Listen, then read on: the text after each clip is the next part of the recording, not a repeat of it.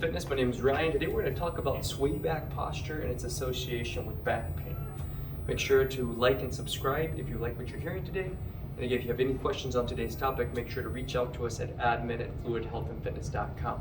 So the first thing that we're going to talk about is swayback and what it really is. Essentially, swayback means that your hips are forward of your body weight, or what would be considered your vertical plumb line. A vertical plumb line just means that you would be at the ankle, hip, shoulder, and ear all lined up vertically on one line. So that would be your plumb line. If your hips are forward of that plumb line, you're said to have swayback. Normally that means that your abdominals are weak, your hips tip down inferiorly, and your torso tips backward, essentially from, again, your vertical center of gravity, and your hips would move forward. Now that means that the external obliques are going to start to overreact, and the stretch tone is going to start to be pushed into your hip flexors, and eventually those hip flexors elongate, become stretched out, and then the hips would rotate under, and then you start getting into more of a flat back, and then eventually into a hunchback posture. So we see this as an evolution in postural dysfunction. It can lead to a whole host of different issues and muscle imbalances and pain cycles that people experience. So if you're feeling that pressure in your lower back in that beginning stage or in those advanced stages of that postural asymmetry, well, then you're going to want to work on different exercises to address the deficits in the stretch tone of certain muscles. So today, that's why we're going to show you how to activate your hip flexors. We're assuming, again, that you've been in this swayback posture for a little bit of time. It means that your hips are actually starting to become tipped posteriorly. The stretch tone of the psoas, the iliacus, the TFL muscles, even maybe your long hip flexors are already starting to get stretched out. So we're going to want to work on the hip flexor contraction, get that actually stronger in its resting tone, but also recognize that the stretch tone of the abdominals needs to be supported. So we're going to show you a very specific exercise for that once we've targeted your hip flexors and facilitated them using percussive activation. We're also going to show you how to relax your gluteals, which can become adaptively shortened, but those are also weakened. So it's an irony in that the muscle is short but weak, so we're going to want to lengthen it and then actually make it stronger. So we're going to finish off with a glute contraction exercise. Make sure that we can get your center of mass back underneath of you, and again, avoid that swayback posture that puts a lot of undue stress on those lower erector muscles, and by extension, the compression forces that act on the discs. Once again, any questions on any of this stuff, reach out to admin@fluidhealthandfitness.com, but let's go ahead and get started with the facilitations.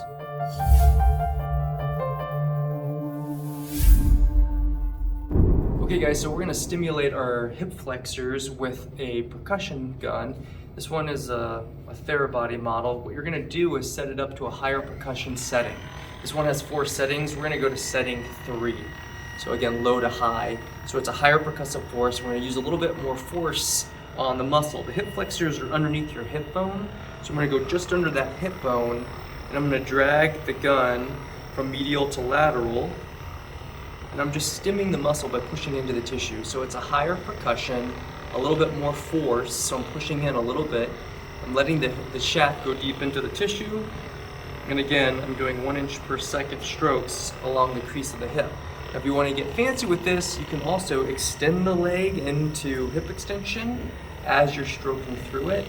And once again, this is going to provoke the stretch tone of those muscles. Again, if they're adaptively lengthened, we're going to want to stimulate the stretch tone of the muscle to make it more hyperactive so that it's going to be more engaged or facilitated. You can do that on both sides, and really it takes about 20 to 30 seconds of stimulation. It's not going to take a lot of time, and then we would move into releasing and lengthening the glutes.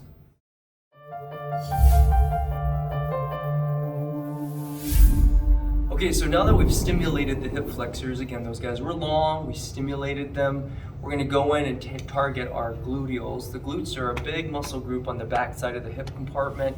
Again, it's superficial, it's like a teardrop. It attaches at the sacrum, it attaches at the pelvis, comes down, it attaches at the IT band and the femur. So we're going to be relaxing the muscle using percussion inhibition. So a little bit different than the stimulation. We're going to be using a lower percussive force, so it's going to be slower. Again, I'm going to set it to a level 1 or 2. I'm going to apply the gun right by the musculotendinous junction, so right where the tendon meets up with the muscle. We're going to hold it there with a little bit of pressure for long periods of time, up to 90 seconds. So I'm going to lay on my side. I want to make sure that the muscle is disengaged, which means it's going to take the stretch tension out of it. So I'm going to shorten it by bringing my hips into extension. And then I'm just applying the gun right there at the tendon attachment. Remember, these are long muscles that run diagonal from medial to lateral, or inside to out, and from high to low. And so I'm going to start at the low attachment point, right there at the femur, just below this little elbow of my femur called the greater trochanter. We're just going to apply the pressure there for about 30 to 90 seconds. Now again, the goal is to stimulate the muscle until it reacts. It's going to tense up. And then what you'll notice is that the stimulus from the gun will no longer get the muscle to react. It's going to calm down.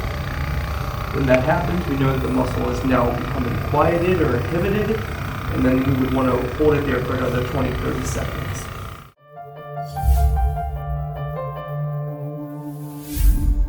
Okay guys, so we stimulated the hip flexors, we relaxed the glutes. Now what we're going to do is use a multi-joint integration movement, targeting again basically your passive stretch tone of your abs with your hip flexors. They flex together, your abdominals and your hip flexors flex together to lift and suspend the leg up when you're walking. So what we're doing is we're going to coordinate the co-contraction of both the abdominals and the hip flexors together so your body learns how to use these muscles in the right way, or again, the right sequence. We always start from the center of our body out into the limbs or appendages, so we're going to keep that in mind as we do this exercise. I'm going to do this bilaterally. So I'm laying on my back, it's called supine, and I want to push my knees up into my palms. So by lifting and pushing my femurs up into my palms, it's going to make my hip flexors flex. By keeping my knees flexed, it's going to take this dual hip flexor out of it, this dual knee hip flexor out of it, and make it centrally use the proximal hip flexors like my psoas, my TFL, my iliacus muscles. So I'm going to push up. Now again, your leg would lift up in suspension, meaning when you're advancing your limb forward. So this would be a dual suspension movement.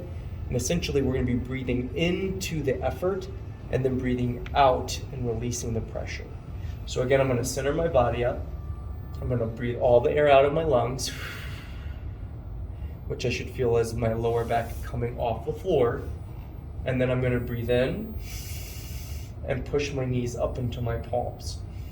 As I do that, my ribs are going to expand from behind. I'm going to get this posterior expansion of my thoracic cavity. And my lower back's going to imprint into the ground as I'm pushing up. So that's the action that we're getting after. So once again, what we're doing is trying to rebalance the tension relationships between the stretch tone of the abs and the hip flexors to the glutes, and we should start to see a natural improvement in hip flexion mobility, and again, less downward pulling on the pelvis as it tips back posteriorly, like we showed you in that swayback posture. Pressure is going to pull the hip flexors down. It's going to create the natural tensioning of the glutes. And again, we're going to have the passive tone of the abdominals to support that downward anterior tip of the pelvis, which should allow us to regain our center of gravity or keeping our shoulders over our hips. Okay, so now that we've retensioned our flexors and our abdominals, we want to re-educate our glutes to again contract to support our hips in concert with our abdominals.